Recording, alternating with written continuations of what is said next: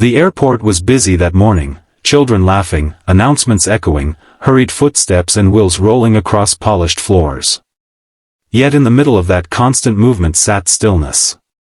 A little girl in a wheelchair, no older than 8, with soft curls resting on her shoulders, stared blankly at the arrivals board.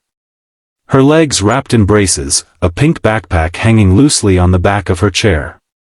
People passed her like wind around a forgotten statue. No one stopped. Not one glance of concern. Until a man with a stroller and tired eyes did. Thomas Lane wasn't rich. He wasn't famous. He wasn't the kind of person anyone noticed in a crowd. But that day, his eyes caught what no one else saw, a child who should never have been alone. He had only come to the airport to pick up a donated wheelchair for his daughter Emily, who had cerebral palsy. As a single father scraping by on 2 jobs and sleepless nights, Thomas knew all too well the exhaustion that came with raising a child who couldn't walk, couldn't run, but who could dream. But this girl, this stranger, she wasn't like Emily. There was something deeply hollow in her eyes. Not just the absence of motion, but the absence of hope. Her name was Chloe. And she had been left. 3 hours earlier, Chloe's father, William Blackstone, had boarded a private jet to New York, leaving his daughter behind with a hurried promise that someone from the team will get you home. William was a powerful CEO, a billionaire tech mogul whose face lit up magazine covers and whose voice dictated market trends. But none of that mattered to Chloe. Not anymore. Not since the accident. She had been paralyzed 6 months ago in a car crash that took her mother's life. Her father had changed after that, not outwardly, not in public, but in the quiet spaces at home. He became colder, more detached, as if Chloe's presence was a reminder of everything he lost. Their mansion had 23 rooms, but none of them had warmth. Only silence. And nannies. That day, the nanny was late. So William left. And Chloe waited. Until Thomas came. He hesitated at first. With Emily sleeping in her stroller, he wasn't sure if approaching a stranger's child would draw suspicion.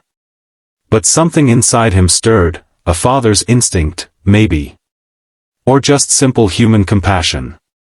He walked up, knelt beside her, and asked gently, "Are you okay?" She didn't answer. Just a slow turn of her head, and a whispered, "I don't know." Thomas sat beside her for a while. People moved around them like water around stone. He offered her a sandwich from his bag, and she accepted it with shaky hands. No one came. No phone rang. No adult claimed her. So he called airport security. At first, they thought he was trying to abduct her. The questions were sharp, the suspicion heavy. But when Chloe, with all the strength of a broken child, said, "He's the only one who asked if I was okay," something shifted. The story unraveled. Security footage confirmed her arrival with her father. Flight records showed William had departed on a corporate jet without his daughter. A powerful man with powerful lawyers. But cameras couldn't lie. The incident made it to social media by evening.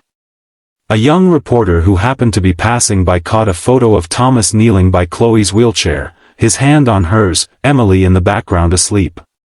The caption read, "A billionaire left his paralyzed daughter at the airport. A poor single dad stayed until someone came. Who's the real hero?" It went viral in hours. But this story isn't about a headline. It's about what came after. Chloe was taken in by child services that night. Her father, unreachable. His assistant claimed it was a miscommunication, a driver had been sent to pick her up but timing issues caused confusion. But the truth was undeniable. William had left. And no child should be left like that. Thomas couldn't sleep that night. Emily, now 6, had crawled into his bed as she always did, wrapping her arms around his chest.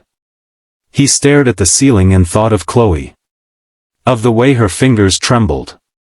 Of how long she might have waited if he hadn't stopped. The next morning, he visited her at the temporary care home. She lit up when she saw him. He brought Emily too, and the two girls clicked instantly. Both in wheelchairs. Both old souls in little bodies. Chloe smiled for the first time in weeks that day. Meanwhile, the photo continued to spread. Celebrities reposted it. Influencers debated it. But the real spark came when someone found out who William Blackstone was. The backlash was immediate. Stocks dipped. His PR team scrambled. But public trust doesn't come back easily once it's broken, especially not when it's about a child. And then, something no one expected happened. William showed up at the care center. He wore guilt like an expensive suit. He saw Thomas sitting beside Chloe, reading her a book, Emily asleep in his lap. And for the first time, the billionaire didn't know what to say. Chloe didn't rush to him. Didn't cry, "Daddy," like a scene from a movie. She just looked at him and said, "You left me." And that was all. The weeks that followed were filled with court hearings, evaluations, therapy sessions.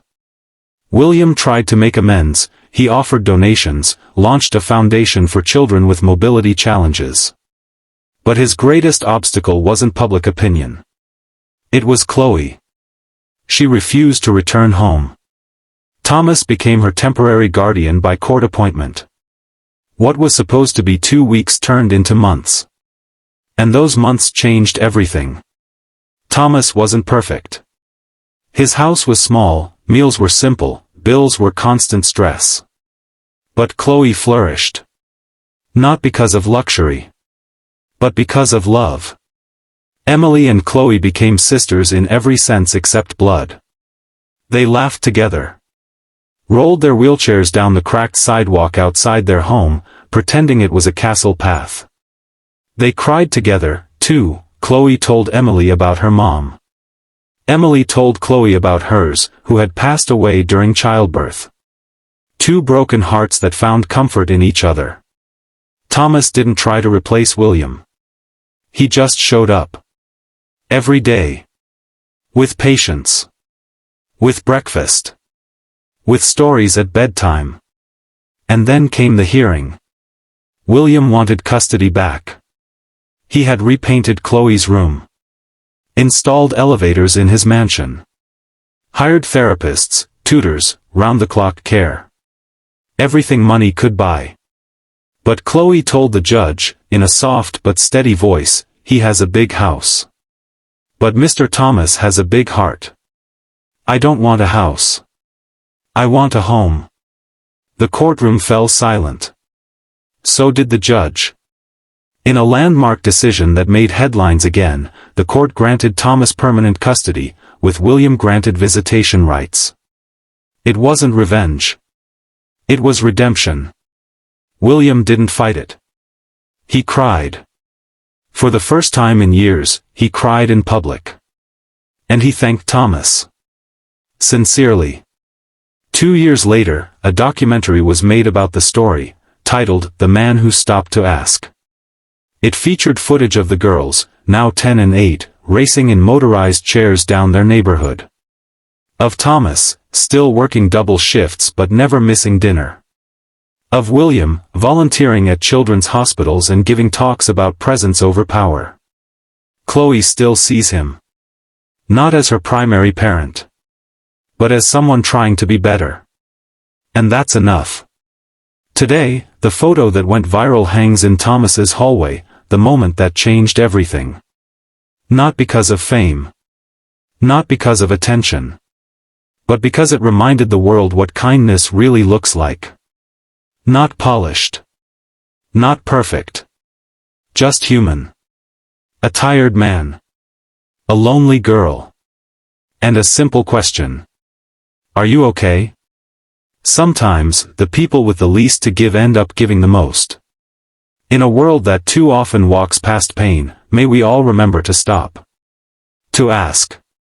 To care. Because true wealth is not measured in what you own, but in the love you offer when no one else does.